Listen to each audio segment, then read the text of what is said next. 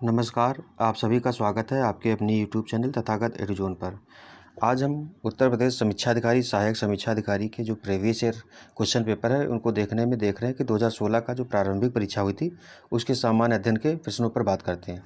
तो शुरू करते हैं। पहला प्रश्न जो है, वो है कि निम्नलिखित सभ्यताओं का उत्तर से दक्षिण का सही क्रम कौन सा है? तो इसमें जो ऑप्शन दिए गए, इस तरीके के क्वेश्चन में अब तो 1/3 माइनस मार्किंग भी हो गई, तो इन तरीके के ऑप्शन से सबसे अच्छा है कि इन क्वेश्चन को छोड़ना ही बेहतर रहता है, क्योंकि इसमें जब ये क्वेश्चन आया था तब किसी को लगभग नहीं आ रहा था। जिसका सही हुआ वो अंदाज़ा सही हुआ होगा, ठीक है। तो इसमें दिया है ऑप्शन डी, दिया है कौन सा, माया, एज़टेक, मुइज़्का, इंका। तो व्याख्या, इन सभ्यताओं का क्रम उत्तर से दक्षिण की ओर है। एज़टेक, माया, मुइज़्का, इंका। एज़टेक साम्राज्य में मध्य मैक्सिको में स्थित था। माया सभ्यता मध्य अमेरिका में एक ऐसे क्षेत्र में स्थित थी वर्तमान में जो दक्षिणी मैक्सिको, युकाटान प्रायद्वीप, ग्वाटेमाला, बेलीज़ और उत्तरी एल सल्वाडोर से मिलकर बना है। मुइज़्का साम्राज्य जो है सभ्यता दक्षिणी अमेरिका के पूर्वी कोलंबिया में था। इंका साम्राज्य का विस्तार दक्षिणी अमेरिका में पश्चिमी भाग में था। इस सब भाग के अंतर्गत पेरू, इक्वाडोर, चिली तथा पश्चिमी अर्जेंटीना शामिल थे। तो इस तरीके के क्वेश्चन से ज़्यादातर अच्छा है कि छोड़ना ही, क्योंकि अभी 1/3 माइनस मार्किंग है। वैदिक सभ्यता क्या है, तो ऋग्वेद होता है। ऋग्वेद क्या है, तो स्रोतों का संकलन है। कथाओं का है तो ये स्रोतों का संकलन है। क्या कि ब्राह्मण साहित्य में सबसे प्राचीन ग्रंथ ऋग्वेद है, जिसमें मुख्यतः स्रोतों का संकलन किया गया है। ऋग्वेद में कुल 10 मंडल और 1028 सूक्त हैं। ये भी क्वेश्चन आया है। मंडल कितने, 10 हैं। सूक्त कितने हैं, 10। तो 1028 सूक्त हैं। ऋग्वेद के मंत्रों को यज्ञ के अवसर पर देवताओं की स्तुति हेतु होत्र नामक पुजारी होता था, वो गाता था, ठीक है। ऋषियों द्वारा उच्चारित किया जाता था। ऐतरेय तथा कौशिकी, जो कौशितकी ब्राह्मण हैं, ये ऋग्वेद के 2 ब्राह्मण ग्रंथ हैं। तो ऋग्वेद के 2 ब्राह्मण ग्रंथ हैं कौन, ऐतरेय और कौशितकी, ठीक है। फिर अगला है कि बुद्ध द्वारा रूपांतरित निम्न व्यक्तियों में से कौन सा अंतिम था? तो आनंद, वसुमित्र, सुभद्र या गोसल। तो कौन से थे, सुभद्र अंतिम थे। बुद्ध द्वारा बौद्ध धर्म में दीक्षित अंतिम व्यक्ति सुभद्र था, जबकि आनंद उनका सर्वोपरि शिष्य था, जिसके अनुरोध पर ही महात्मा बुद्ध ने स्त्रियों को बौद्ध धर्म में दीक्षित किया था। पहले बौद्ध धर्म में स्त्रियों को आना वर्जित था। फिर आनंद के आग्रह पर ही इन्होंने अपनी पहली बौद्ध धर्म की महिला शिक्षित हुई थी, वो थी कि इनकी माता प्रजापति गौतमी थी। फिर निम्नलिखित शासकों में से किसके लिए एका ब्राह्मण प्रयुक्त हुआ? तो पुष्यमित्र संघ, खारवेल, गौतमीपुत्र सातकर्णी। तो इस जो गौतमीपुत्र सातकर्णी था, इसके लिए हुआ है। तो एका ब्राह्मण अथवा द्वितीय ब्राह्मण सातवाहन शासक गौतमीपुत्र सातकर्णी को गौतमी बलश्री के नासिक अभिलेख में कहा गया है। गौतमीपुत्र सातकर्णी सातवाहन वंश का 23वां तथा सबसे महान शासक था, जिसके सैनिक विजयों की जानकारी इनकी माता गौतमी बलश्री के नासिक प्रशस्ति से प्राप्त होती है। इसे ब्राह्मणों का एकमात्र रक्षक कहा गया है, इसीलिए इसको एका ब्राह्मण भी कहा गया है। समुद्रगुप्त के प्रयाग प्रशस्ति वाले स्तंभ पर निम्नलिखित में से किसका लेख मिलता है? तो जहांगीर का, शाहजहां का, दारा सिकोह का या औरंगजेब का। तो किसका, जहांगीर का मिलता है। हरिशेल रचित प्रयाग प्रशस्ति समुद्रगुप्त के विषय में जानकारी का एक प्रमुख स्रोत है, जिसमें जहांगीर का एक लेख, अशोक की रानी कारुवाकी का लेख तथा अशोक का निर्देश भी खुदा हुआ है। निम्नलिखित में यानी कि उल्लेखनीय है कि यह अभिलेख मूलतः कौशाम्बी में स्थापित था, जिसे अकबर द्वारा इलाहाबाद के किले में स्थापित करवाया गया था। तो इसमें अशोक के काल में स्थापित हुआ था। फिर जो गुप्त काल आता है, गुप्त काल में हरिशेन जो समुद्रगुप्त का विदूषक था, उसने जो ये हरिशेन वाले पर अपना लिखा था, समुद्रगुप्त की जो प्रशस्तियाँ हैं उनको लिखा था, ठीक है। फिर अकबर के समय में ये कौशाम्बी से आकर के इलाहाबाद में स्थापित किया गया था। सुमेलित कौन सा नहीं है? तो कुषाण स्वर्ण एवं ताम्र, गुप्त स्वर्ण एवं रजत, सातवाहन ने स्वर्ण, कलचुरी ने स्वर्ण, रजत एवं ताम्र। तो सी वाला जो सातवाहन है, सातवाहनों ने इसके कांच के भी सिक्के चलवाए थे। सातवाहनों ने स्वर्ण सिक्कों का प्रचलन नहीं करवाया था, अभी तो उनके स्थान पर चांदी, तांबा, सीसा व पोटीन कांसा के सिक्कों का प्रयोग कराया था। इस प्रकार प्रश्नगत विकल्प से सुमेलित नहीं है। शीशे का सिक्का चलाने वाला प्रथम वंश सातवाहन वंश था। इस सिक्के को रोम से मंगाया जाता था। कुषाणों ने सर्वाधिक शुद्ध व स्वर्ण के सिक्के चलवाए थे, यानी कि सर्वाधिक शुद्ध स्वर्ण सिक्के किसके, कुषाणों के समय। यद्यपि भारत में सर्वप्रथम हिंद यवन शासकों ने स्वर्ण सिक्के चलाए थे। तो ये क्वेश्चन पूछ सकता है कि सबसे पहले स्वर्ण सिक्के किसने चलवाए थे? तो हिंद यवन शासक जो थे उन्होंने चलवाए थे। निम्नलिखित में से किसका शिखर द्रविड़ शैली में बना है? तो भीतरगांव का, ग्वालियर का तेली मंदिर, कंदरिया महादेव मंदिर या औसिया मंदिर। तो कौन सा, ग्वालियर का तेली मंदिर का जो शिखर है वो दक्षिण भारत के शैली पर बना है। ग्वालियर के तेली मंदिर, यानी कि ये जो एमपी में है, ग्वालियर के तेली मंदिर में नक्काशी मूर्तियाँ उत्तरी भारतीय शैली में, जबकि शिखर द्रविड़ शैली में निर्मित किया गया है। उल्लेखनीय है कि इस मंदिर की वस्तु यानी कि जो वास्तु शैली में हिंदू और बौद्ध दोनों वास्तुकला का मिश्रण समाहित किया गया है। इस मंदिर का निर्माण गुर्जर प्रतिहार साम्राज्य के सबसे प्रतापी शासक मिहिर भोज के शासनकाल में तेल के व्यापार से प्राप्त धन से हुआ था, इसीलिए तेली मंदिर भी इसको कहते हैं। अगला है, निम्नलिखित में से कौन सा इल्तुतमिश के राज्यकाल में सल्तनत की राजधानी थी? आगरा, लाहौर, बदायूं या दिल्ली? तो दिल्ली थी इल्तुतमिश के साम्राज्य में जो सल्तनतकालीन राजधानी थी। इल्तुतमिश यानी कि कुतुबुद्दीन ऐबक के समय सल्तनत की राजधानी लाहौर थे, तो इसने जो ऐबक है इसने लाहौर में ही अपना राज्याभिषेक करवाया था। किंतु ऐबक की मृत्यु के पश्चात इल्तुतमिश ने 1210 में सल्तनत की राजधानी लाहौर से दिल्ली स्थानांतरित कर दिया। इसीलिए डॉक्टर आर.पी. त्रिपाठी ने इल्तुतमिश को दिल्ली सल्तनत का वास्तविक संस्थापक कहा है, क्योंकि इसने खलीफा से भी, जो खलीफा से सुल्तान पद की पदवी है, तो पहली बार इसी ने व्यवस्थित रूप से ली। इसी वजह से इसको दिल्ली का पहला मतलब व्यवस्थित सुल्तान इसी को कहा जाता है। फिर अगला है, निम्नलिखित में से कौन सा राजा मोहम्मद गौरी द्वारा चंदावर के युद्ध में पराजित किया गया था? तो चंदावर का युद्ध, देखो तराइन का युद्ध गौरी और पृथ्वीराज के बीच हुआ था, चौहान के बीच। तो चंदावर वाला किसके? जयचंद के बीच हुआ था। बी, मोहम्मद गौरी द्वारा चंदावर के युद्ध में 1194 में गाहड़वाल शासक जयचंद को पराजित किया था। जयचंद गाहड़वाल वंश का अंतिम शासक था, जिसके दरबार में संस्कृत के महान विद्वान श्री हर्ष रहते थे, जिन्होंने नैषध चरित्र नामक ग्रंथ लिखा था। फिर मुगल साम्राज्य में आते हैं, तो निम्नलिखित में से किस परिवार ने सर्वप्रथम अकबर के साथ वैवाहिक संबंध स्थापित किए? तो ये कौन? कछवाहा थे। तो आमेर के कछवाहा शासक भारमल या बिहारीमल पहला राजपूत था, जिसने अकबर के साथ अधीनता स्वेच्छा से स्वीकार की थी। 1562 ईस्वी में अजमेर में मोइनुद्दीन चिश्ती की दरगाह पर अकबर की यात्रा के समय राजा भारमल ने अपनी पुत्री हरखा भाई से विवाह का प्रस्ताव रखा, जिसे अकबर ने स्वीकार कर लिया था। इस तरीके से हम देखते हैं कि पहले जो वैवाहिक संबंध हैं वो भारमल से बने थे। ठीक है। फिर अगला बात कर रहा है कि सूची 1 को सूची 2 से सम्मिलित करना है। तो हॉकिंस, टॉमस रो, मनुची, रॉफिश, इनके आने का जो भारत में समय है उसको दिया गया है। तो हॉकिंस आया था कब? 1608 से लेकर 1611, ये जहांगीर के टाइम काल में आया था। टॉमस रो, ये भी जहांगीर के समय 1615 से लेकर 1619 में, इसी के समय कंपनी स्थापित करने की व्यवस्थित मंजूरी मिली थी। मनुची, ये 1653 से 1708 यानी कि औरंगजेब के पास आया है। रॉल्फिच, ये 1585 से 1586 यानी कि अकबर के समय आया है। निम्नलिखित में से किसने महाभारत का फारसी में अनुवाद किया? था अब्दुल कादिर बदायूनी ने। जो महाभारत है उसका फारसी अनुवाद किसने किया है? तो अब्दुल कादिर बदायूनी ने किया है। रजमनामा नाम से फारसी अनुवाद अकबर के समय अब्दुल कादिर बदायूनी तथा और फैजी द्वारा किया गया था। अबुल फजल ने कालिया दमन और पंचतंत्र का फारसी में अनुवाद किया है। निम्न में से किसका मकबरा भारत से बाहर है? तो हुमायूं हो गया, औरंगजेब, जहांगीर या जहांदार शाह। तो और जहांगीर का ये था, इसका कहाँ? लाहौर में है। जहांगीर की मृत्यु 1627 में हुई थी। लाहौर पाकिस्तान में इसके मकबरे का निर्माण नूरजहां द्वारा करवाया गया था, जबकि हुमायूं का मकबरा दिल्ली में, औरंगजेब का मकबरा औरंगाबाद में और जहांदार शाह का मकबरा कहाँ है? तो खुसरोबाग इलाहाबाद में स्थित है। मुगल साम्राज्य का यानी कि असम में सर्वप्रथम चाय कंपनी की स्थापना कब हुई थी? तो 1835 दिया है, 1839 ईस्वी में हुई थी इसकी, जो असम में पहली चाय कंपनी की स्थापना। द असम कंपनी भारत में सबसे पुरानी व्यावसायिक चाय कंपनी है, जिसकी स्थापना 1839 ईस्वी में 5 लाख की पूंजी के साथ असम में की गई थी। इसका मुख्यालय नजीरा असम में है। फिर 1857 के विद्रोह के दौरान बहादुर शाह ने किसे साहब आलम बहादुर का खिताब दिया था? तो ये था बख्त खान। 1857 में क्रांतिकारियों के एक उपेक्षित किंतु महत्वपूर्ण नेता बख्त खान का था, जिसने 11 मई 1858 को मुगल सेना नायक के रूप में विद्रोह का नेतृत्व संभाला था। बख्त खान को बहादुर शाह जफर द्वारा साहब आलम बहादुर का खिताब प्रदान किया गया था। जुलाई 1851 में दिल्ली में एक विद्रोह न्यायालय की स्थापना भी की गई थी, जिसका प्रधान बख्त खान को बनाया गया था। फिर क्या कह रहा है कि सूची 1 को सूची 2 से सम्मिलित करना है। पौंडीचेरी किसके मतलब इसमें दे रहा है, जगह दी है और कौन किसके अधीन था? गोवा, फ्रेंच ट्रांकेबार, तो पुर्तगीज, मद्रास, डेनिश। तो पौंडीचेरी किसके तहत? फ्रेंच के तहत। गोवा पुर्तगालियों के तहत था। ट्रांकेबार किसके? तो डेन के यानी कि डेनिश के खिलाफ तहत था। फिर मद्रास ये डचों के अधीन था। अगला प्रश्न है, जवाहरलाल नेहरू ने दूसरे गोलमेज सम्मेलन यानी कि 1932 में जो है तो भारतीय राष्ट्रीय कांग्रेस का प्रतिनिधित्व किया था।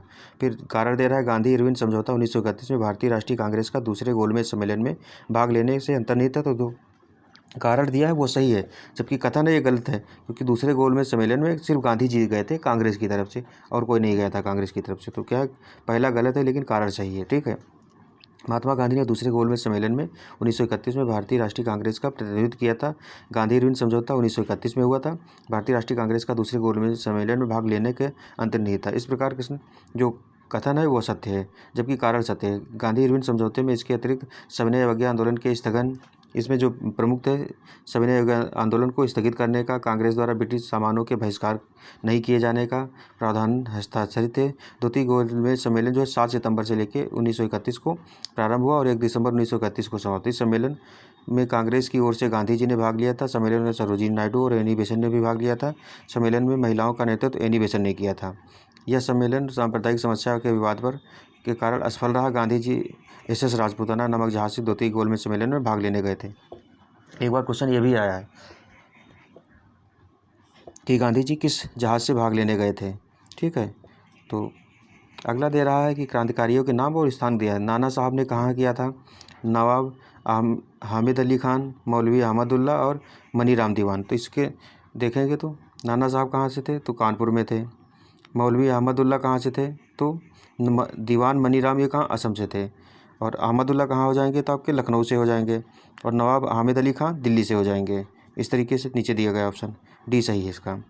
मौलवी अहमद उल्ला खां उत्तर प्रदेश के महत्वपूर्ण क्रांतिकारी थे। इन्होंने लखनऊ एवं फैजाबाद दोनों स्थलों पर क्रांतिकारियों का नेतृत्व किया। ब्रिटिश सरकार ने इनको पकड़ने के लिए 50,000 इनाम देने की घोषणा की थी। जगन्नाथ सिंह ने विश्वासघात करके इन्हें मार डाला था। मौलवी अहमदुल्ला शाह को 1857 के विद्रोह का लाइट हाउस कहा जाता है। 1853 में जन्मे ये पश्चिमी भारत के पारसी थे। किसी व्यक्ति के बारे में बताया जा रहा है। ये इंडियन स्पेक्टेटर तथा वॉइस ऑफ इंडिया के संपादक थे। ये समाज सुधारक थे और संपत्ति आय अधिनियम 1891 जो सम्मति आय अधिनियम आया था उसके 1891 के पक्ष में प्रमुख संघर्षकर्ता थे। तो कौन से? फिरोज शाह मेहता है, BM मालाबारी, दादा भाई नौरोजी फरदौन जी, VP वाडिया। तो BM मालाबारी थे। BM मालाबारी एक समाज सुधारक थे जिन्होंने इंडियन स्पेक्टेटर तथा वॉइस ऑफ इंडिया नामक पत्र का संपादन किया था। वे सम्मति आय अधिनियम 1891 के प्रबल पक्षधर थे। इस अधिनियम के द्वारा लड़कियों के विवाह की आयु कितनी? तो 12 वर्ष कर दी गई थी। मिनिमम जो आयु थी 12 वर्ष, मतलब इससे पहले जो थी वो बहुत 12 वर्ष से कम की बच्चियों की भी शादी हो जाती थी। ये चीज़ है। फिर है बाल गंगाधर तिलक ने इस अधिनियम का विरोध किया था। बेहराम जी मेरवान जी मालाबारी का जन्म 18 मई 1853 को वडोदरा गुजरात में हुआ था। इंडियन स्पेक्टेटर का विलय वॉइस ऑफ इंडिया में कर दिया गया। इसका संपादन वर्ष 1883 में मालाबारी ने दादा भाई नौरोजी एवं विलियम वेडरबर्न के साथ मिलकर संपादन किया था। अगला है अगस्त 1925 में सेंट्रल लेजिस्लेटिव असेंबली का अध्यक्ष निम्नलिखित में से कौन बनाया गया था? तो ये विट्ठल भाई पटेल बनाए गए थे। अगस्त 1925 में सेंट्रल लेजिस्लेटिव असेंबली के अध्यक्ष सरदार वल्लभ भाई पटेल के बड़े भाई विट्ठल भाई पटेल थे। उल्लेखनीय है कि विट्ठल भाई पटेल ने 1919 के दौरान सत्याग्रह तथा 1920 के असहयोग आंदोलन में महत्वपूर्ण भूमिका का निर्वहन किया था। 1919 में उन्हें कांग्रेस की ओर से इंग्लैंड में संयुक्त सुधार समिति के समक्ष दस्तावेज प्रस्तुत करने हेतु इंग्लैंड भेजा गया था। विट्ठल भाई पटेल ने वर्ष 1923 में CR दास मोतीलाल नेहरू के सहयोग से स्वराज पार्टी की स्थापना की। तो ये भी एक सहयोगी थे। वर्ष 1923 में इनका चुनाव केंद्रीय विधानसभा में सदस्य के रूप में चुना गया। तत्पश्चात 1925 में इस सभा का अध्यक्ष चुना गया। इन्होंने 1930 में केंद्रीय विधानसभा की अध्यक्षता से इस्तीफा दे दिया। इनका 22 अक्टूबर 1933 ईस्वी को जिनेवा यानी कि स्विट्जरलैंड में निधन हो गया था। इनका अंतिम संस्कार 10 नवंबर 1933 में बॉम्बे में हुआ था। आगे हम देखते हैं बंग भाषा प्रकाशिका सभा, यानी कि इनका प्रकाशन का वर्ष बताना है और उस हिसाब से व्यवस्थित करना है। Land holder society, Bengal British India society, Indian league. इस तरीके के क्वेश्चन ये काफ़ी बार पूछे गए हैं। तो इसमें बंग भाषा प्रकाशिका सभा 1836 में स्थापित हुई थी। लैंड होल्डर सोसाइटी 1838 में, बंगाल ब्रिटिश इंडिया सोसाइटी 1843 में, इंडियन लीग ये 1875 में स्थापित हुई थी। फिर है कौन सा सुमेलित नहीं है? तो VD Savarkar, the Indian war of independence सही है ये। RC मजूमदार, द सिपाही म्यूटिनी एंड रिवॉल्ट ऑफ 1857 ये भी सही है। राधा कमल मुखर्जी की कौन? अवध इन रिवोल्ट 1857 से 1858 ये इनकी नहीं है। SB चौधरी की कौन? द इंडियन म्यूटिनीज तो 1857 से 1859। तो सुमेलित कौन सा सी नहीं है? क्योंकि अवध इन म्यूटिनीज पुस्तक के लेखक कौन? रुद्रांशु मुखर्जी हैं। फिर राधा कमल मुखर्जी नहीं है यानी कि। फिर अगला क्या है? ब्रिटिश भारत के निम्नलिखित प्रांतों पर विचार कीजिए और उन प्रांतों को पहचानिए जहां 1937 में भारतीय राष्ट्रीय कांग्रेस का मंत्रिमंडल नहीं बना। तो 6 में कांग्रेस पूर्ण बहुमत में थी और 3 में और बनाई थी इसने सरकार। तो टोटल मिलाकर के 9 में बनाई थी, 11 में से कौन कौन से थे? तो मध्य प्रांत, उड़ीसा, बंगाल, पंजाब। निम्नलिखित कोर्स का सही प्रयोग करना तो B यानी कि 3 और 4 पर, बंगाल और पंजाब में नहीं। तो भारत शासन अधिनियम 1935 के प्रावधानों के अनुसार संपन्न चुनाव में भारतीय राष्ट्रीय कांग्रेस ने 6 प्रांतों में मद्रास, बम्बई, मध्य प्रांत, उड़ीसा, बिहार और संयुक्त प्रांत में बहुमत से मंत्रिमंडल का गठन किया, जबकि पश्चिमोत्तर प्रांत तथा असम में कांग्रेस ने अन्य सहयोगियों के साथ मिलकर के मंत्रिमंडल का गठन किया। केवल बंगाल, पंजाब और सिंध में कांग्रेस की सरकार नहीं बनी। तो 3 जगह ऐसी थी जहाँ नई सरकार, कहाँ? बंगाल, पंजाब व सिंध प्रांत में सरकार नहीं बना सकी थी। पंजाब में मुस्लिम लीग हुआ यूनियनिस्ट पार्टी, जबकि बंगाल में कृषक प्रजा पार्टी व मुस्लिम लीग की संयुक्त सरकार बनी थी। फिर भारत का भूगोल आ गया। तो भारतीय वन संरक्षण की रिपोर्ट के अनुसार भारत के निम्नलिखित में से किस राज्य में भौगोलिक क्षेत्र का सर्वाधिक प्रतिशत वन क्षेत्र है? तो ये कौन सा? मिजोरम। अभी भी जो नई रिपोर्ट आई है उसमें भी मिजोरम ही है। तो इसमें दे रहा है किसका है? मिजोरम का 85.41%, अरुणाचल प्रदेश का कितना है? तो 79% है, मेघालय का 76.33 है, मणिपुर का 75.46, नागालैंड का 75.31 है। अपनी पुस्तक क्या है? तो इंट्रोड्यूसिंग कल्चरल ज्योग्राफी में जेई स्पेंसर एवं WL टॉमस ने विश्व को कितने सांस्कृतिक विश्व में विभाजित किया है? तो कितने? 11 में इन्होंने विभाजित किया है। अपनी पुस्तक इंट्रोड्यूसिंग कल्चरल ज्योग्राफी में जेई स्पेंसर व WL टॉमस ने विश्व को कुल 11 सांस्कृतिक क्षेत्रों में बांटा है। पर्यावरण मंत्रालय द्वारा जारी किए गए Indian state of forest report 2015 के अनुसार ये ज़्यादा पुराना आ गया। वैसे अभी भी 24 था, तो 24.56 हो गया है, जो बढ़ करके 5-6 या 6-5 इस तरीके से हो गया। हाँ, 5-6 दे दिया है। निम्नलिखित में से कौन सही सुमेलित नहीं है? तो धान की प्रजाति गोविंद, गेहूँ, शुष्क सम्राट, अरहर, पारस, मटर, प्रकाश। तो कौन सी? गेहूँ की शुष्क सम्राट नहीं है। गोविंद और शुष्क सम्राट धान की एक प्रजाति है, जबकि पारस अरहर की और प्रकाश मटर की प्रजाति है। शुष्क सम्राट धान की एक प्रजाति है। इसका प्रयोग मुख्यतः पूर्वी उत्तर प्रदेश, बिहार, छत्तीसगढ़ आदि राज्यों के सूखा प्रभावित क्षेत्रों में किया जाता है। आगे दे रहा है कि ये कृषि वाले जो क्वेश्चन है हर बार खास करके आते ही आते हैं इससे। पहले लोअर पीसेस में आते थे, अभी आरओ में भी आते हैं। निम्नलिखित में से किस जिले में मार मृदा पाई जाती है? तो कानपुर दिया है, सीतापुर, झांसी। तो मार मृदा कहाँ पाई जाती है? ये झांसी में। मार मृदा बुंदेलखंड क्षेत्र के झांसी, ललितपुर, बांदा आदि जिलों में पाई जाती है। उल्लेखनीय है कि काली मिट्टी के 2 प्रकार होते हैं, कावड़ मृदा और मार मृदा। मार मृदा गेहूँ व कपास के लिए उपयुक्त होती है। भारत में फसलों की बुआई के अंतर्गत शुद्ध क्षेत्रफल लगभग कितना है? तो 14 करोड़ के हेक्टेयर के आसपास जो फसलों की बुआई के लिए शुद्ध क्षेत्रफल आता है। अगला कह रहा है भारत में फसलों की बुआई के अंतर्गत शुद्ध क्षेत्रफल लगभग 14 करोड़ हेक्टेयर है। उल्लेखनीय है कि बुआई के अंतर्गत शुद्ध क्षेत्र के से तात्पर्य फसलों और बगीचों के साथ बोए गए कुल क्षेत्रफल से होता है।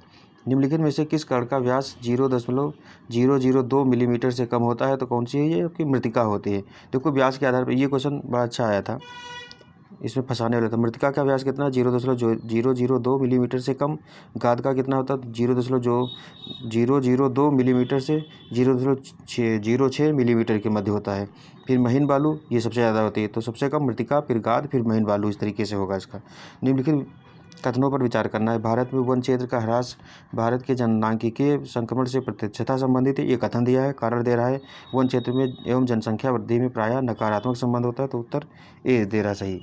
अतः कथन और जो कारण है वो सही है। व्याख्या, वन क्षेत्र एवं जनसंख्या वृद्धि में प्रायः नकारात्मक संबंध होता है और भारत में वन क्षेत्र का ह्रास भारत के जनसांख्यिकीय संक्रमण से प्रत्यक्षता संबंधित रहा है। अतः प्रश्नगत कथन और कारण दोनों सत्य हैं। ठीक है। अगला है राष्ट्रीय वन नीति 1952 के अनुसार निम्नलिखित में से कौन सा वन का संवर्ग नहीं है? तो कौन सा राष्ट्रीय वन है? संरक्षित वन है, ग्राम वन है और राष्ट्रीय उद्यान नहीं है। तो 1952 की राष्ट्रीय वन नीति के अनुसार वनों के 4 प्रकार वर्गीकृत किया गया। एक है संरक्षित वन, राष्ट्रीय वन, ग्राम वन और वृक्ष जो है भूमि है, यानी कौन है? वृक्ष भूमि। इस प्रकार राष्ट्रीय उद्यान वन का संवर्ग नहीं है। टोबैगो में स्थित और वर्ष 1776 में स्थापित टोबैगो मुख्य पहाड़ी वन संरक्षित क्षेत्र विश्व का सबसे बड़ा प्रथम राष्ट्रीय उद्यान माना जाता है। खनिज शक्ति दे दी है। तो 14 के आधार पर कह रहा है प्रणालीगत कि राज्यों के प्रमाणित कोयला भंडार की दृष्टि से अवरोही मतलब घटते क्रम में। तो इसमें कौन सा हो जाएगा आपका? डी। झारखंड में सबसे ज़्यादा, फिर उड़ीसा, फिर छत्तीसगढ़, फिर मध्य प्रदेश। ये भंडारण की दृष्टि से कह रहा है। ठीक है। निम्नलिखित कथनों पर विचार करना है। क्या? तो प्राकृतिक संसाधन वे होते हैं जो किसी क्षेत्र में स्थित हैं तथा भविष्य में भी प्रयोग में लाए जा सकते हैं।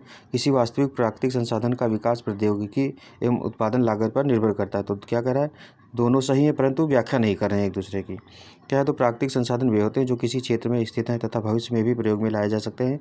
किसी वास्तविक प्राकृतिक संसाधन का विकास प्रौद्योगिकी एवं उत्पादन लागत पर निर्भर होता है। इस प्रकार प्रश्नगत कथन और कारण दोनों सत्य हैं, किंतु कथन कारण का सही व्याख्या नहीं कर रहा है। तो क्योंकि प्राकृतिक संसाधन वास्तविक, संभाव्य और आरक्षित आदि के प्रकार के होते हैं। फिर ऊर्जा उत्पादन के निम्नलिखित साधनों पर विचार कीजिए। तो जल, प्राकृतिक गैस, नाभिकीय, डीजल। इन्हें भारत में ऊर्जा उत्पादन की कुल स्थापित जो क्षमता है में उनके प्रतिशत यानी कि 2016 के आधार पर पहुंच रहा है। तो इसका 1, 2, 3, 4 मतलब जल, प्राकृतिक गैस, नाभिकीय, फिर डीजल, इस तरीके से आधार पर है। जल विद्युत 12.4%, गैस 6.9%, नाभिकीय 1.9%, डीजल 0.1% हो जाएगा। निम्नलिखित में से कौन जैविक संसाधन नहीं है? तो कौन सा शुद्ध जल है? कोयला है, मछली है, पेट्रोलियम है। तो जल क्या है? जैविक संसाधन नहीं है। शुद्ध जल जो होता है वो जैविक, तो पेट्रोलियम, कोयला और मछली जैविक संसाधन कहे जा सकते हैं, क्योंकि ये किसी जीव या जैविक पदार्थ से प्राप्त किए जाते हैं, जबकि शुद्ध जल जैविक संसाधन नहीं होता है। जैविक संसाधन जीवमंडल यानी कि किसी जीव या जैविक पदार्थ से प्राप्त किए जाते हैं, जैसे वन तथा पशु एवं उनसे प्राप्त होने वाले पदार्थ जीवाश्म ईंधन, कोयला एवं पेट्रोलियम इसी वर्ग में शामिल किए जाते हैं, क्योंकि ये विघटित जैविक पदार्थों से बनते हैं। शुद्ध जल जैविक संसाधन नहीं है। विश्व का भूगोल आ गया, तो स्टेलाइट होता है, तो सी कह रहा है क्या? अधिक ऊंचाई पर समताप मंडल में स्थित वायुपोत जो होता है, स्टेट लाइट बोलते हैं इसको, ठीक है। स्टेट लाइट मूलतः अधिक ऊंचाई पर समताप मंडल में स्थापित वायुपोत होता है, जो संचार सिग्नल को प्रसारित करने हेतु एक स्थायी प्लेटफॉर्म के रूप में कार्य करता है। नील यानी कि ब्लू नाइल नदी निम्नलिखित में से किस नील झील से निकलती है? ये विक्टोरिया झील जो है। नीली नील कहाँ से? तो विक्टोरिया झील, ताना झील, एडवर्ड झील और एल्बर्ट झील, ये सारी झीलें जो है अफ्रीका में ही हैं। रिफ्ट घाटी है वहीं पर, तो ताना झील जो है वहाँ से निकलती है। नीली नील नदी अफ्रीका देश के इथोपिया में अवस्थित ताना झील से निकलती है। नीली नील नदी इथोपिया की सबसे लंबी नदी है। यह आगे चलकर खार्तूम सूडान में सफ़ेद नील से यानी कि वाइट नील से मिलकर नील नदी के रूप में आगे बढ़ती है। नील नदी अफ्रीका महाद्वीप की सबसे लंबी नदी है। मिस्र को नील नदी का वरदान कहा जाता है। तो ये कई देशों से होकर के निकलती है। फिर अगला क्वेश्चन है, निम्नलिखित सागरों का पश्चिम से पूर्व सही क्रम बताना है। तो इसका ऑप्शन सी सही है। भूमध्य सागर, काला सागर, कैस्पियन सागर, अरब सागर। इनको मैप पर देख लेते तो ज़्यादा अच्छे से समझ में आ जाए। तो हम देख रहे हैं जो ब्लैक सी है वो आपका ब्लैक सी, ये कैस्पियन सी हो गया, अजोब सी यहाँ पर है। इस तरीके से ये सारे सागरों की अवस्थिति है। फिर हम आगे बढ़ते हैं अगले क्वेश्चन पे। सूची 1 को सूची 2 से सम्मिलित करना है। तो नदी दी है और कहाँ प्रवाहित होती, तो लीना फारस की खाड़ी में, आमूर कहाँ है, तो आर्कटिक सागर में, टिग्रिस कहाँ, अरब सागर में, माही प्रशांत महासागर। तो इनको सबको मिलान करना है। तो लीना जो है आर्कटिक सागर में जाती है, आमूर कहाँ है, रूस से होकर के रूस चाइना में प्रशांत महासागर में जाती है, टिग्रिस तुर्की सीरिया इराक से होकर के फारस की खाड़ी में आती है, जो माही है भारत में, ये अरब सागर में जाकर के मिलती है। फिर करीबा बांध निर्मित कहाँ पर है, तो बी जाम्बेजी नदी पर निर्मित है। आर्थिक भूगोल आ गया, तो कह रहा है निम्नलिखित में से कौन सी सम्मिलित नदी नहीं है, तो पोत निर्माण केंद्र या राज्य ह्यूस्टन टेक्सास में, तो कह रहा है तो कौन सा डी नहीं है, यानी कि स्पैरोज पॉइंट मैरीलैंड में है, न्यू ऑरलियंस कहाँ है, ल्यूजियाना में है, और कैमेडन कहाँ, फ्लोरिडा, ये गलत दे रहा है जो डी ऑप्शन है। तो ह्यूस्टन संयुक्त राज्य अमेरिका के टेक्सास प्रांत में, स्पैरोज पॉइंट मैरीलैंड में, न्यू ऑरलियंस ल्यूजियाना में है स्थित है, जबकि कैमेडन न्यू जर्सी में स्थित है, ना कि फ्लोरिडा में, तो न्यू जर्सी में स्थित है। जनसंख्या वाला दे दिया, तो जनसंख्या वृद्धि के स्वरूप को एक दीर्घ कालावधि में घटित क्रम में परिवर्तन को कहते हैं, तो क्या कहते हैं? जननांकिकी संक्रमण कहते हैं।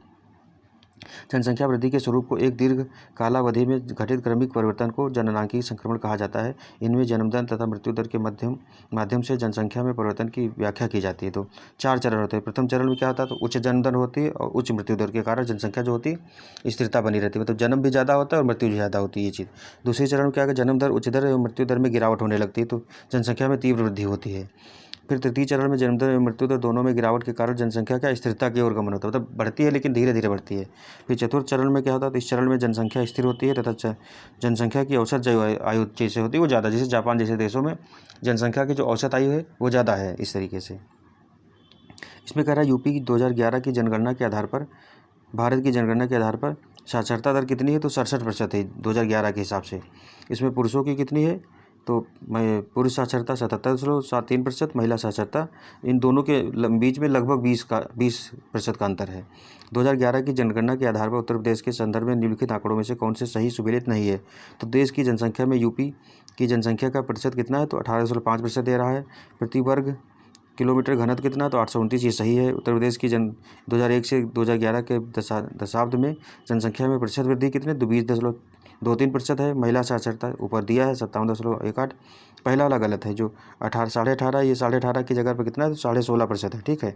इस तरीके से निम्नलिखित में से किस राज्य की जनसंख्या सर्वाधिक है, तो महाराष्ट्र, बिहार, उत्तर प्रदेश की सबसे ज़्यादा। सबसे पहले यूपी है, फिर महाराष्ट्र है, फिर बिहार है, फिर गुजरात है। और जो जनसंख्या घनत्व के बारे में पूछता है तो उसका रेशियो अलग हो जाएगा, ठीक है। अगला दे रहा है कथन कारण, भारत की जनगणना दर हर 10 वर्ष पर की जाती है, तो सही बात है। 10 वर्ष की अवधि के दौरान भारत की जनसंख्या अधिकांशतः अपरिवर्तित रही है, तो पहला सही है, लेकिन कारण गलत है। क्यों? क्योंकि भारत की जनगणना जो है प्रत्येक 10 वर्ष पर की जाती है। 10 वर्ष की अवधि के दौरान भारत की जनसंख्या के आंकड़ों में लगातार उल्लेखनीय परिवर्तन होते रहे हैं। इस प्रकार कथन सत्य जबकि कारण असत्य है। पहली जो जनगणना हुई थी कब 1872 में हुई थी, लॉर्ड मेयो के कार्यकाल में हुई थी, लेकिन नियमित जनगणना जो है 1881 में प्रारंभ हुई थी। तभी से प्रत्येक 10 वर्ष पर जनगणना कराई जाती है। 1921 में महाविभाजन वर्ष यानी कि 1921 में जो जनगणना हुई थी उसको महाविभाजन वर्ष कहा जाता है, और उस वर्ष को छोड़कर बाकी हमेशा जनसंख्या बढ़ी है। ठीक है। जनगणना 2011 के अनुसार निम्नलिखित में से किसमें जनसंख्या घनत्व सबसे कम है? तो उत्तर प्रदेश, बिहार, केरल, पश्चिम बंगाल। तो यूपी में सबसे कम 829 व्यक्ति प्रति वर्ग किलोमीटर है, बिहार में 1106, पश्चिम बंगाल में 1028, केरल में 860 और यूपी में 829 है। तो इस तरीके से जनगणना वाला जो जनघनत्व वाला है उसके आधार पर यूपी चौथे नंबर पर है। फिर अगला क्वेश्चन कह रहा है भारत की जनगणना के लिए निम्नलिखित में से कौन सा आदर्श वाक्य उपयोग में जो 2011 की, तो इसमें कौन था? D, our census our future. तो हमारा जो जनगणना हमारा भविष्य, इस तरीके की थी।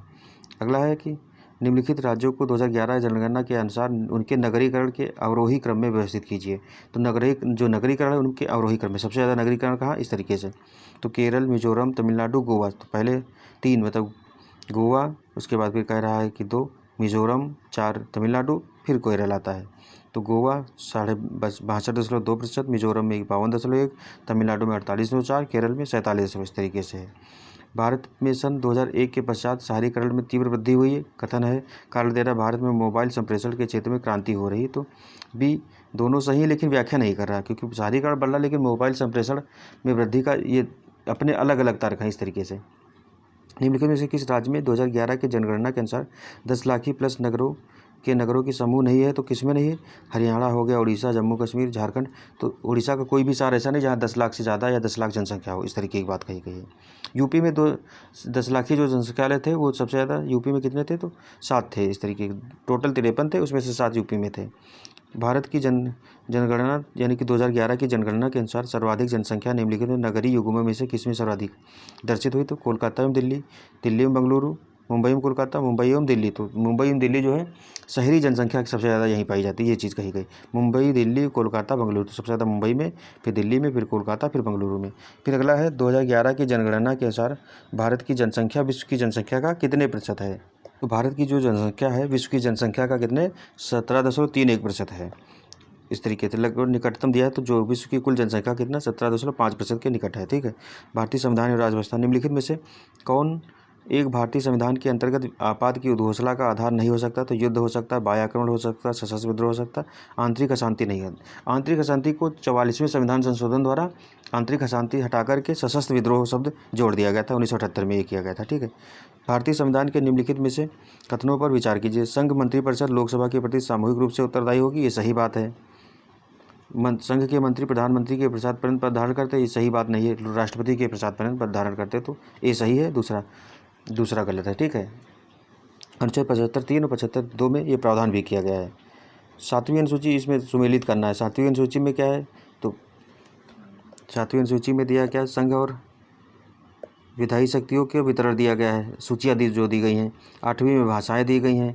9वीं में कुछ अधिनियमों और विधिमान्यीकरण। 10वीं में क्या है? तो दल बदल वाला। ठीक, इस तरीके से कौन सा है? ऑप्शन सी सही है। और 7वीं में विधायी शक्तियों का वितरण, भाषाएं। 8वीं में, 9वीं में कुछ अधिनियमों का विधिमान्यीकरण है। 10वीं अनुसूची में दल बदल परिवर्तन के आधार पर निर्भरता है। निम्नलिखित में से कौन भारतीय संविधान के अंतर्गत सही सुमेलित नहीं है? तो पंचायत भाग 9 में, नगर पालिका भाग 9A, सहकारी समितियाँ भाग 9 खा।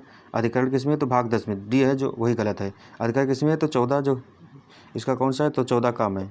अधिकरण वाला जो चैप्टर है वो 14 का में दिया गया है। ठीक है। उसके बाद कह रहे हैं कि भारतीय संविधान के प्राधिकृत हिंदी पाठ को निम्नलिखित से संविधान संशोधनों में से किसके द्वारा प्रकाशित करने के लिए अधिकृत किया गया? तो 57वां है। कौन सा? तो 58वां संविधान संशोधन अधिनियम 1987 के तहत संविधान के प्राधिकृत हिंदी पाठ को प्रकाशित करने के लिए अधिकृत किया गया। इस अधिनियम द्वारा संविधान के भाग 22 में संक्षिप्त नाम प्रारंभ के बाद हिंदी में प्राधिकृत पाठ को जोड़ा गया तथा अनुच्छेद 397 को शामिल किया गया है। आगे बात करते हैं अर्थव्यवस्था वाला पोर्शन में। तो स्वर्ण जयंती ग्राम स्वरोजगार योजना कब शुरू की गई थी? स्वर्ण जयंती शहरी ग्राम रोजगार योजना, जवाहर रोजगार योजना, राष्ट्रीय ग्रामीण स्वास्थ्य मिशन। तो इनका कार्यक्रम से व्यवस्थित करना है। तो पहला क्या है? स्वर्ण जयंती ग्राम स्वरोजगार योजना 1999 में, स्वर्ण जयंती शहरी रोजगार योजना 1997 में, जवाहर रोजगार योजना 1989 में, राष्ट्रीय ग्रामीण स्वास्थ्य मिशन ये 2005 में शुरू किया गया था। तो इस तरीके से योजनाओं का कालक्रम जो है लगाने के लिए पूछ देता है। तो कुछ ही जो इम्पोर्टेंट योजनाएं हैं जो पहले की भी जो पूछी गई, तो उनका कालक्रम और उनमें क्या क्या मेन फीचर है, इसको भी हम लोग आगे चल करके देखेंगे। निम्नलिखित में से किस भारतीय पंचवर्षीय योजना में सभी विकासात्मक प्रयासों के सार के रूप में मानव विकास को मान्यता दी गई? तो बी 8वीं पंचवर्षीय योजना में कब कार्यकाल था? तो इसका 92 से लेकर 97 द्वारा सभी विकासात्मक प्रयासों के सार के रूप में मानव विकास को प्राथमिकता प्रदान की गई थी। जबकि 5वीं पंचवर्षीय योजना में गरीबी उन्मूलन, 6ठी पंचवर्षीय योजना में गरीबी निवारण और रोजगार सृजन तथा 7वीं पंचवर्षीय योजना में भोजन, काम और उत्पादकता को प्राथमिकता प्रदान की गई थी। अगला है कि जीएसटी परिषद की अध्यक्षता संघीय वित्त मंत्री करते हैं और केंद्र के राजस्व या वित्त के प्रभारी राज्य मंत्री इसके एक सदस्य होते हैं। जीएसटी परिषद कर दर के से छूट वाली वस्तुओं के बारे में निर्णय करेगी और नई कर नीति का निर्धारण भी करेगी। राज्य सरकारों के पास वैट उगाही का विकल्प होगा यदि वह चाहें तो डी ऑप्शन जो कह रहा है 1 और 2 सही है। ये तीसरा वाला, क्योंकि वैट अब हटा दिया गया तभी तो जीएसटी आया है। जीएसटी परिषद की अध्यक्षता संघीय वित्त मंत्री करते हैं और केंद्र के राजस्व या वित्त के प्रभार मंत्री जो होते हैं, राज्य मंत्री, इसके सदस्य होते हैं। इस परिषद का द्वारा कर दर से छूट वाली वस्तुओं के बारे में निर्णय किया जाएगा, जबकि राज्यों के पास वैट उगाही का विकल्प नहीं रहेगा। इस प्रकार प्रश्नगत 1, 2 सही है, जबकि तीसरा गलत है। 101वें संविधान संशोधन अधिनियम के तहत 2017 में इसको लागू किया गया था। तहत संविधान में अनुच्छेद 279A जोड़ करके वस्तु एवं सेवा कर परिषद का प्रावधान किया गया। तो यहाँ पर एक आपका क्वेश्चन ये भी है कि 101वें संविधान संशोधन द्वारा जीएसटी परिषद जोड़ी गई थी किस आर्टिकल में? तो 279A जोड़ा गया था। ठीक है, इसके तहत जीएसटी काउंसिल की स्थापना की गई है। 2015-16 छोड़ दो, उसमें ये नहीं आएगा। किसान क्रेडिट कार्ड योजना के संबंध में निम्नलिखित कथनों पर विचार कीजिए। तो किसान क्रेडिट कार्ड योजना वर्ष 2001 में शुरू की गई थी। यह योजना किसानों को उनकी खेती की आवश्यकताओं के लिए पर्याप्त और समयानुकूल समर्थन प्रदान करती है। तो इसका कौन सा बी? 1, 2, केवल 2 सही हैं। तो किसान क्रेडिट कार्ड योजना कब? 1998 में शुरू की गई थी। क्योंकि सी वाली जो है 1998 में शुरू की गई थी। इस योजना के तहत किसानों को उनकी खेती की आवश्यकताओं के लिए पर्याप्त और समयानुकूल साख प्रदान करना है। किसान क्रेडिट कार्ड योजना का उद्देश्य बैंकिंग व्यवस्था से किसानों को समुचित और यथासमय सरल एवं आसान तरीके से आर्थिक सहायता दिलाना है। किसान क्रेडिट कार्ड की वैधता 3 वर्ष होती है। इस तरीके से हम देख रहे हैं। फिर नाबार्ड के संबंध में निम्नलिखित कथनों पर प्रचार करना क्या? नाबार्ड संसद के अधिनियम द्वारा वर्ष 1982 में स्थापित हुआ था। तो ऑप्शन ए सही है। यह केवल कृषि के लिए साख की सुविधा प्रदान करता है। तो इसका दूसरा गलत है। क्या कह रहा है? 12 जुलाई 1982 को स्थापित राष्ट्रीय कोष और ग्रामीण विकास बैंक नाबार्ड द्वारा कृषि साख के अतिरिक्त अन्य संस्थागत विकास, गैर कृषि क्षेत्र वित्तीय समावेशन आदि भी प्रोत्साहित किए जाते हैं। तो दूसरा इसीलिए गलत हो गया। सूक्ष्म लघु एवं मध्यम उद्यम विकास अधिनियम कब पारित हुआ था? तो 2006 में इसको पारित किया गया था। सूक्ष्म लघु एवं मध्यम उद्यम विकास अधिनियम 2006 2 अक्टूबर 2006 से प्रभावी हुआ था, जिसे लोकसभा द्वारा 18 मई 2006 को और 22 मई को राज्यसभा ने पारित किया था। राष्ट्रपति द्वारा इस पर अधिनियम पर 16 जून को हस्ताक्षर किए गए। तो 2006 से इसको लागू किया गया था। उसके बाद क्या कह रहा है कि अगला क्वेश्चन है, लघु निर्माणी उद्योगों में प्लांट एवं मशीनरी में विनियोग की मात्रा होनी चाहिए। अभी ये चेंज हो गया है, पहले वाला नहीं पूछा जाएगा। अब जो भी होगा तुमको अगला नया आंकड़ा देखना पड़ेगा। उपभोक्ता सहकारी भंडार स्थापित किए जाते हैं तो किसके सदस्यों द्वारा? सहकारी समिति लोगों की ऐसा संघ होती है जो अपने पारस्परिक लाभ यानी कि सामाजिक, आर्थिक, सांस्कृतिक के लिए स्वेच्छापूर्वक सहयोग करते हैं। उपभोक्ता सहकारी भंडार सदस्यों द्वारा स्थापित किए जाते हैं, जबकि इनका पंजीकरण सहकारी समितियों के निबंधक के द्वारा किया जाता है। फिर सूची 1 को सूची 2 से सम्मिलित करना है। कैपिटल गेन टैक्स आय से मतलब किससे कौन संबंधित है? Central excise duty, custom duty और कॉर्पोरेट टैक्स। तो ए सही है, यानी कि कैपिटल गेन टैक्स संपत्ति विक्रय पर लगाया जाता है, सेंट्रल एक्साइज ड्यूटी फैक्ट्री निर्मित वस्तुओं पर, कस्टम ड्यूटी आयात पर लगती है और कॉर्पोरेट टैक्स किस पर लगता है? आपका आय पर लगता है, जो कंपनियों की आय होती है उस पर लगता है कॉर्पोरेट टैक्स। सेबी अधिनियम कब पारित हुआ था? तो ये 1992 में। सेबी अधिनियम यानी कि भारतीय प्रतिभूति एवं विनिमय बोर्ड भारत में प्रतिभूति और वित्त का नियामक बोर्ड है। इसकी स्थापना 12 अप्रैल 1988 में हुई थी। सेबी अधिनियम 1992 के अंतर्गत वैधानिक मान्यता 30 जनवरी 1992 को प्राप्त हुई। इसका मुख्यालय मुंबई में है। फिर साइंस वाले पोर्शन से तो निम्नलिखित में से कौन ट्रांजिस्टर का मुख्य एक महत्वपूर्ण भाग है? कौन सा है? तो जर्मेनियम है। तो ट्रांजिस्टर में अर्धचालक के रूप में जर्मेनियम तथा सिलिकॉन का प्रयोग किया जाता है। इस प्रकार जर्मेनियम जो है ट्रांजिस्टर का एक महत्वपूर्ण भाग होता है। उल्लेखनीय है कि अर्धचालकों की चालकता सामान्य ताप पर चालक एवं विद्युत रोधी पदार्थों के मध्य होती है। ठीक है। फिर अगला है कथन कारण। हल्के रंगीन कपड़ों को गर्मी में वरीयता दी जाती है। हल्के रंग ऊष्मा को कम अवशोषित करते हैं। हमने पिछले भी किसी पेपर में देखा था, उसमें भी इसी तरीके का क्वेश्चन सीधे दे दिया था। तो ये कह रहा है दोनों कथन और कारण दोनों सही है, व्याख्या भी कर रहे हैं। फिर कौन सा सुमेलित कह रहा है? थर्मो रजिस्टर क्या है? तो इलेक्ट्रॉनिक थर्मामीटर। संधारित्र तो थर्मामीटर, ये कौन सा, यही इसका सही है। थर्मो रजिस्टर का एक इलेक्ट्रॉनिक थर्मामीटर होता है जो तापमान में परिवर्तन के साथ अपने प्रतिरोध को बदलता है। इस प्रकार पहला जो है विकल्प सही है। अगला क्वेश्चन है कि निम्नलिखित में से किसका उपयोग विस्फोटक के उत्पादन में किया जाता है? तो ग्लिसरॉल, मेथेनॉल, यूरिया या ऑक्जेलिक एसिड। तो कौन सा ग्लिसरॉल का किया जाता है का उपयोग विस्फोटक के उत्पादन के में किया जाता है? उल्लेखनीय है कि ग्लिसरॉल एक कार्बनिक यौगिक होता है जो सांद्र नाइट्रिक अम्ल तथा सांद्र सल्फ्यूरिक अम्ल की उपस्थिति में ग्लिसरीन बनाता है, जो एक विस्फोटक पदार्थ होता है। अगला क्वेश्चन है निम्नलिखित में से किसका उपयोग दियासलाई के निर्माण में किया जाता है? तो कौन सा लाल फास्फोरस का किया जाता है? देखते हैं कि माचिस की जो तीलियां हैं और माचिस पर भी हल्का हल्का लाल जो लगा रहता है, उसी की बात हो रही है। लाल फास्फोरस और फास्फोरस ट्राइसल्फाइड का प्रयोग दियासलाई के निर्माण में किया जाता है। इसके अतिरिक्त माचिस के निर्माण में red lead, potassium chlorate, antimony sulphide और गोंद का मिश्रण प्रयुक्त किया जाता है। फिर अगला, निम्नलिखित में से कौन सही रूप से सुमेलित नहीं है? तो यीस्ट, किण्वन, कैसीन, दुग्ध प्रोटीन, एलोवेरा, आवृतबीजी, घटपड़ी कौन? परजीवी आवृतबीजी। ये घटपड़ी परजीवी नहीं होता है, क्या है? तो ईस्ट किण्वन से प्राप्त किया जाता है, जबकि कैसीन दुग्ध प्रोटीन और एलोवेरा आवृतबीजी पादप से। घटपड़ी या नेपेथिन्स प्रायः नाइट्रोजन की पूर्ति हेतु कीटों का भक्षण करने वाला है। इनको कीटभक्षी पौधे भी कहा जाता है। वनस्पति विज्ञान में तो क्या है, कथन दे रहा है कैस्कुटा यानी कि अमरबेल परजीवी आवृतबीजी का एक उदाहरण है, सही है। यह फूसी पौधों की पत्तियों से अपना पोषण प्राप्त करता है। तो डी यानी कि कथन सही है और कारण गलत है। तो कैस्कुटा परजीवी आवृतबीजी का एक उदाहरण है। यह पोषक पौधों के तने से भोज्य पदार्थ व खनिज लवण प्राप्त करता है, ना कि पत्तियों से। इस प्रकार कथन सत्य है, जबकि कारण सत्य है। इसके इंग्लिश जो नेम है वो भी याद कर लीजिए। देखिए इस तरीके से नाम दे दिया, अगर अमरबेल नहीं दिया होगा तो आपका आता जाता क्वेश्चन गलत हो सकता है। ये चीज़ है, सीधे सीधे ये क्वेश्चन गलत कराने का एक तरीका है। करनाल बंट रोग क्या है? गेहूं फसल का रोग है। तो करनाल बंट गेहूं की गुणवत्ता को प्रभावित करने वाला एक फफूंद जनित रोग है। इसे गेहूं का कुष्ठ रोग भी कहा जाता है। करनाल बंट बीज या मिट्टी में पैदा होने वाले कवक टिलेसिया इंडिका जो होता है उसके कारण पैदा होता है करनाल बंट रोग जो है। तो गेहूं की गुणवत्ता को प्रभावित करने वाला कौन? फफूंद जनित यानी कि कवक वाला रोग है, ठीक है इसको। फिर अगला, निम्नलिखित में से कौन सही रूप से सुमेलित नहीं? तो पादप पोषक तत्व कार्य क्या है? तो नाइट्रोजन वृद्धि एवं विकास के लिए। फास्फोरस क्या है? तो जड़ का विकास। पोटेशियम स्टोमेटा के खुलने का एवं बंद होने का नियंत्रण करता है। बोरान का है तो रोग प्रतिरोधकता। तो प्रश्न में पादप पोषक तत्व और उनके कार्य दिए गए हैं, अर्थात नाइट्रोजन का संबंध पौधों के वृद्धि एवं विकास से। फास्फोरस का संबंध किससे? तो जड़ के विकास से है। पोटेशियम का संबंध स्टोमेटा के नियंत्रण से है, जबकि बोरान का संबंध पादप रोग प्रतिरोधकता से है। फिर निम्नलिखित में से कौन सा एक विकल्प सही सुमेलित नहीं है? तो स्वप्रतिरक्षित रोग, संधिवाद, संधिशोध, आनुवांशिक रोग, क्षय रोग, पामा रोग, चिंचड़ी। मानसिक रोग कौन है? तो मनोविदलता। कौन सा सही सुमेलित नहीं है? तो इसका बी नहीं है, आनुवांशिक रोग जो क्षय रोग नहीं है।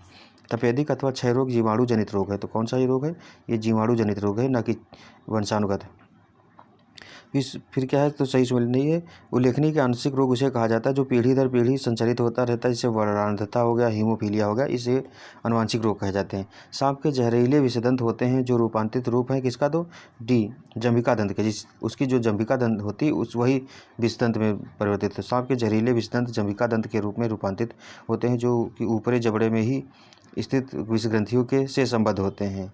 फिर अगला क्वेश्चन दिया है क्या है? तो मच्छरों के बारे में निम्नलिखित कथन का विचार करना। क्या है? तो केवल नर रक्त चूसते हैं, केवल मादा रक्त चूसती है, मादा पौधों का रस चूसती है, मादा की अपेक्षा नर के डैने बड़े होते हैं। तो इसमें ऑप्शन आपको सही बताने कौन कौन से हैं। तो डी कह रहा है केवल 2 और 5 सही है, मतलब पाँचवा भी है। नर की अपेक्षा मादा के डैने बड़े होते हैं, तो इसमें पाँचवा सही है। नर की अपेक्षा मादा के डैने बड़े होते हैं और केवल मादा मच्छर ही रक्त चूसती है, जबकि नर मच्छर अपना पोषण फल फूलों के रस से करते हैं। इस प्रकार प्रश्नगत विकल्प जो 2 और 5 है सही, यानी कि खतरनाक इसमें मच्छरों में जो मादा एनोफिलीज होती है वही ज़्यादा खतरनाक होती है। फिर अगला क्या है? सुमेलित कीजिए सूची 1 को सूची 2 से सुमेलित करना। तो हड्डियों में क्या उपस्थित होता है? सिरका में क्या उपस्थित होता है? दूध का खट्टा किससे होता है? फलों को पकना किससे होता है? तो वो हड्डियों में उपस्थित होगी कैल्शियम से फॉस्फेट है, सिरका में एसिटिक एसिड है, दूध का खट्टा लैक्टिक एसिड से और फलों का पकना एथिलीन से होता है। निम्नलिखित में से कौन सा युग्म सुमेलित नहीं है? तो विटामिन ए कह रहा है किससे? रतौंधी सही है। विटामिन B3 पेलाग्रा ये भी सही है। विटामिन डी वर्णंतता नहीं, ई से होता है। फेलिक एसिड रतालपता, तो ए से रतौंधी होती है। फिर क्या कह रहा है? विटामिन अगला क्या D3 पेलाग्रा है। विटामिन डी क्या है? तो सूखा रोग होता है। उसके बाद फेलिक एसिड क्या? रक्ताल्पता के लिए फेलिक एसिड, वही अमोनी जो आयरन वाली एसिड है वो रक्ताल्पता के लिए जिम्मेदार होती है। फिर अगला है सितंबर, ये भी करंट अफेयर्स का क्वेश्चन है। निम्नलिखित में से कौन सा बर्ड फ्लू का कारक है? तो ये पूछा जाता है कई बार। अभी जैसे कोरोना वायरस आया तो इसमें कई वेरिएंट थे, हो सकता है इसका भी जो मूल नाम है वो पूछ दें। तो उन क्या है? तो H5N1 है जो बर्ड फ्लू होता है, H5N1 है इसका। टाइमी फ्लू इस व्याधि हेतु महत्वपूर्ण औषधि भी है एक तरीके से। अगस्त 2016 में चीन ने मिसियस उपनाम से एक प्रणाली विकसित की थी, तो किसके लिए थी? भी एक क्वांटम संचार उपग्रह है। क्या नाम इसका है? तो मिसियस जो है क्वांटम उपग्रह संचार प्रणाली है, 2016 में चाइना ने विकसित की थी। नाभिकीय संलयन रिएक्टरों के विषय में निम्नलिखित कथनों पर विचार करना है। इसमें संलयन की बात की जा रही है, तो इसका क्या कह रहा है? वे भारी नाभिकों के विखंडन के सिद्धांत पर कार्य करते हैं। साधारणतः उनकी टोकमाक डिजाइन होती है। वे बहुत अधिक तापक्रम पर कार्य करते हैं। तो ऑप्शन इसका सी, केवल 2 और 3 सही है, पहला गलत, क्योंकि विखंडन नहीं, वो संलयन के आधार पर काम करते हैं।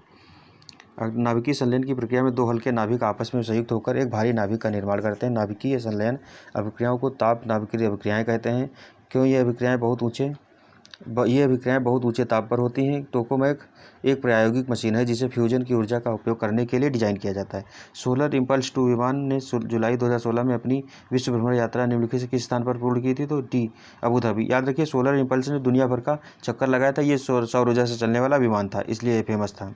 निम्नलिखित में इस राष्ट्रीय उद्यानों को सर्वप्रथम से सबसे बाद के कालक्रमानुसार विस्तृत की, जो सबसे पहले कौन है और सबसे बाद में? तो silent valley, Jim Corbett, Kaziranga, Kanha. तो इसमें सबसे पहले कौन सा हो जाएगा आपका? जिम कॉर्बेट, फिर कौन सा? कान्हा है 3, काजीरंगा, फिर साइलेंट वैली है। Jim Corbett 1936, Kanha 55, Kaziranga 74, silent valley 1980, इस तरीके से। फिर क्या? पारिस्थितिकी पदछाप की माप की इकाई क्या है? तो ये GA है, मतलब ग्लोबल हेक्टेयर इसको बोलते हैं, भूमंडलीय हेक्टेयर के मापते हैं। एक मनुष्य के जीवन को पूर्ण रूप से धारणी करने के लिए आवश्यक न्यूनतम भूमि को पारिस्थितिकी पदछाप कहते हैं। यह पदछाप पृथ्वी के पारिस्थितिक तंत्रों पर मानवीय मांग का एक मापक है। इसकी इकाई भूमंडलीय हेक्टेयर होती है। निम्नलिखित में से कौन छत्तीसगढ़ में स्थित है? तो अंशी उद्यान इंद्रावती है। अंशी कहाँ? कर्नाटक में है। बेतला कहाँ? झारखंड में। इंद्रावती राष्ट्रीय उद्यान छत्तीसगढ़ में है। गुगामल राष्ट्रीय उद्यान महाराष्ट्र में है। फिर अगला कह रहा है जैवमंडल आरक्षित क्षेत्र दिया है और राज्य दिया है। सिमलीपाल कहाँ है? तो उड़ीसा देखेंगे। दिहांग दिबांग इसके बाद में कौन सा है? अरुणाचल प्रदेश में। नौकरेक मेघालय में है। कोल्ड डेजर्ट कहाँ है? तो हिमाचल प्रदेश में। इस तरीके से इसका डी ऑप्शन सही होगा। भितरकनिका घरान के संदर्भ में निम्नलिखित कथनों पर विचार करना है। तो क्या है? यह वंशधारा और स्वर्ण रेखा नदियों के डेल्टा में स्थित है। यह पश्चिमी बंगाल में अवस्थित। तो कहाँ है इसका? न एक सही न 2 सही। भितरकनिका घरान उड़ीसा में ब्राह्मणी और बैतरणी नदियों के मध्य महानदी डेल्टा के क्षेत्र में अवस्थित है। इस प्रकार दोनों सत्य हैं कथन, ठीक है। अगला कह रहा है यह मैंग्रोव वनों के लिए प्रसिद्ध है। गहिरमाथा तट उड़ीसा में स्थित है। यहाँ के भितरकनिका राष्ट्रीय पार्क में खारे पानी के मगरमच्छ तथा ओलिव रिडले पाए जाते हैं। ओलिव रिडले यहाँ प्रजनन करने के लिए आते हैं और उसे अपना स्थान बनाने के लिए। ये भी फिर अगला 2016 ये करंट अफेयर्स प्रादेशिक, मतलब यूपी स्पेशल। भारत के समस्त राज्यों में क्षेत्रफल के अनुसार उत्तर प्रदेश का क्या स्थान है? तो कौन क्षेत्रफल के हिसाब से देखें यूपी किस नंबर पर? चौथे नंबर पर। पहला राजस्थान, मध्य प्रदेश, महाराष्ट्र, फिर यूपी है। महाराष्ट्र का, राजस्थान का 3 लाख है। मध्य प्रदेश का करीब 3,08,000 है। फिर 80,000 के आसपास है। महाराष्ट्र का फिर कितना है?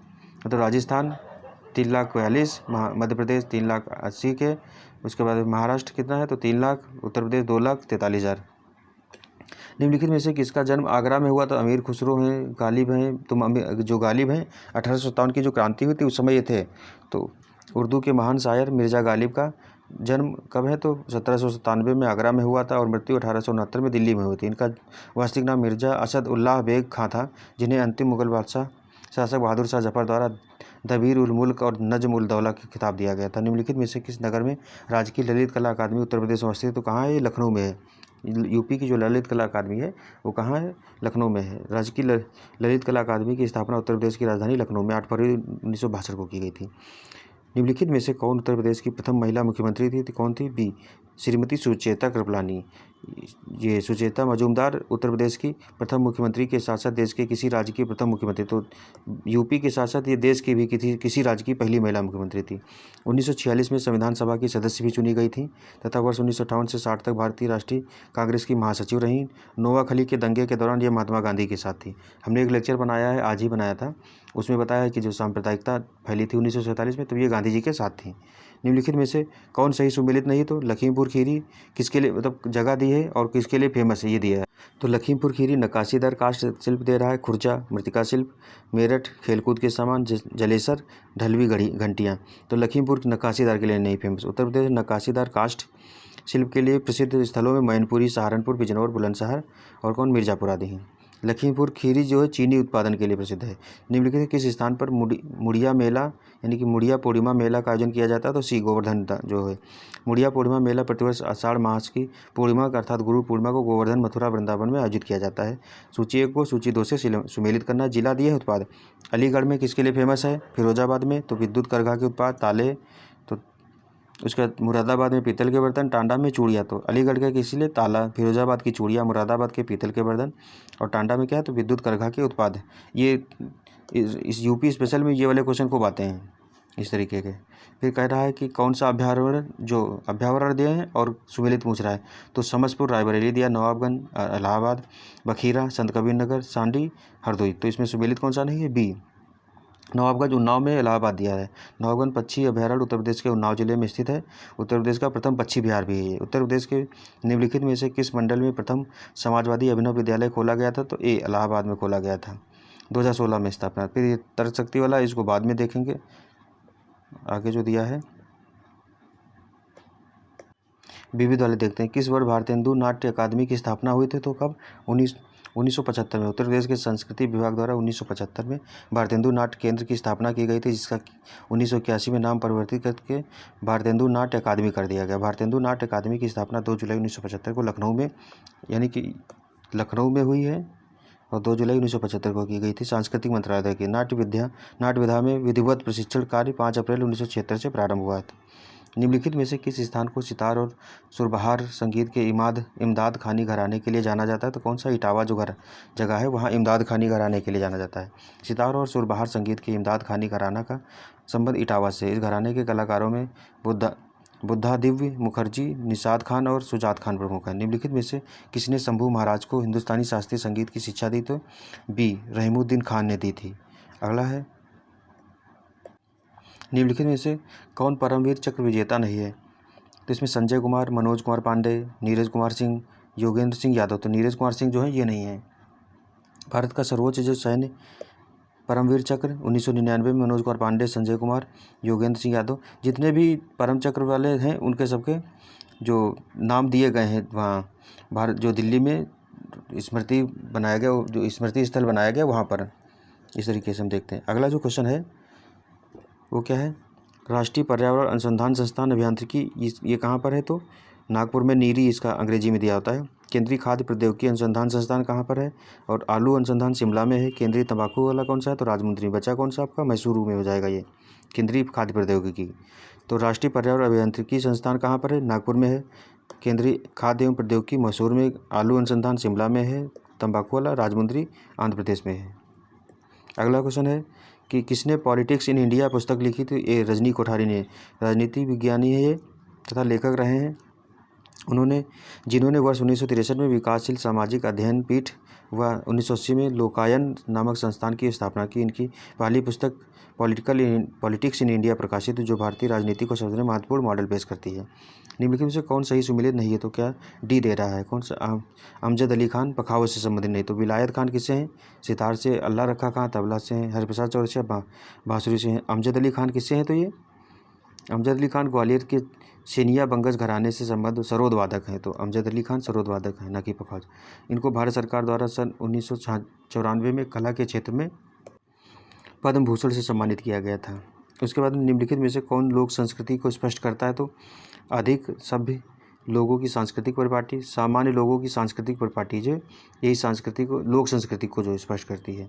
किसी क्षेत्र विशेष में निवास करने वाले सामान्य लोगों की सांस्कृतिक परिपाटी यानी कि धर्म, त्यौहार, रीति रिवाज, मान्यताएं, कला आदि को लोक संस्कृति कहा जाता है। लोक संस्कृति किसी क्षेत्र विशेष को अन्य क्षेत्रों से स्वतंत्र पहचान प्रदान करती है। लोक संस्कृति का आशय लोक जीवन की संस्कृति से होता है। लोक संस्कृति अर्धशिक्षित ग्राम्य जनसमूहों की उस संस्कृति का बोध कराती है जो सीधे सीधे होते हैं। अगला है जवाहरलाल नेहरू कृषि विश्वविद्यालय कहाँ पर है? सरदार वल्लभ भाई पटेल कृषि एवं प्रौद्योगिकी विश्वविद्यालय कहाँ है? इंदिरा गांधी कृषि विश्वविद्यालय। आचार्य एन जी रंगा एग्रीकल्चर यूनिवर्सिटी कहाँ? तो सी और डी सुमेलित नहीं है, तो ऊपर वाले दोनों से। इंदिरा गांधी कृषि विश्वविद्यालय रायपुर छत्तीसगढ़ में स्थित है, जबकि आचार्य एन जी रंगा एग्रीकल्चर यूनिवर्सिटी आंध्र प्रदेश में स्थित है। तो ना जवाहरलाल नेहरू कृषि विश्वविद्यालय का मध्य प्रदेश जबलपुर में, सरदार वल्लभ भाई तो उत्तर प्रदेश के मेरठ में स्थित है। फिर है विनिमय साध्य विलेख अधिनियम कब प्रभावी हुआ था? तो ये बी 1882 में। इसको बोलते हैं नेगोशिएबल इंस्ट्रूमेंट एक्ट 1881 दिसंबर 1881 पारित हुआ था, परंतु ये 1 मार्च 1882 को प्रभावी हुआ। इस अधिनियम को विनिमय साक्ष्य विलेख यानी कि संशोधन अधिनियम 2018 द्वारा संशोधन किया गया है। अच्छा, 2018 में से संशोधन किया गया था, इसीलिए क्वेश्चन आया था। अगला जो हमारा रहेगा प्रारंभिक परीक्षा सामान्य हिंदी 2016 का ही रहेगा। आज यहीं तक था। धन्यवाद। जय हिंद, जय भारत।